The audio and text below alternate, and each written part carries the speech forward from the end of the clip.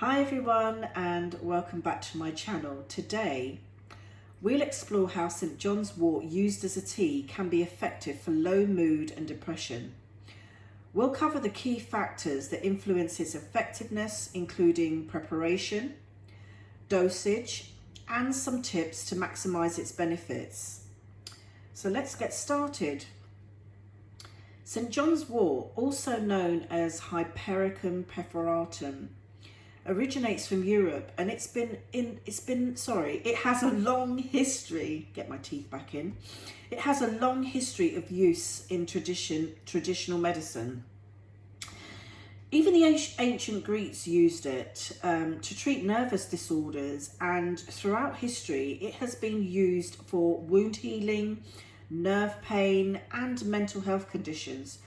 So understanding its rich cultural background can enhance your appreciation of this amazing herb. And we're going to look at a remedy. Now it can be used as a tea from the dried flowers. As you can see, it's been dried, and this is the herb right here. And the leaves of the plant, also known for its potential to improve mood and alleviate mild to moderate depression, but certain factors can be influenced in its effectiveness, and I want to let you know how.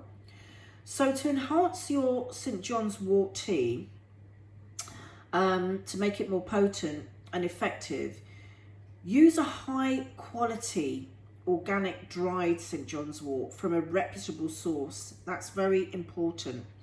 And you can get high quality organic dried St John's wort by clicking the link in the description below, and you can receive 50% off.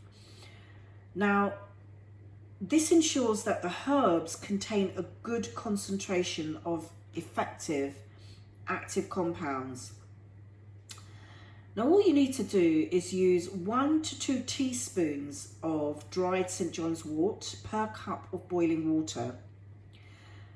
Adjust the amount based on your preference and tolerance. See how your body feels at a low dosage before you start increasing it, but no more than 2 teaspoons. Now steep the tea for about 10 to 15 minutes to allow the active compounds to be adequately extracted. Then cover the cup while steeping to retain its essential oils, and drink the tea 2 to 3 times a day and be consistent, and so that you can build up the compounds in your system, because regular consumption is key to experiencing the potential benefits. Now, to also enhance the absorption and potency of St John's tea, just adding a slice of lemon or a splash of lemon juice can help extract more effective compounds from the tea. And I've just added a slice of lemon to mine, and I've been steeping St John's wort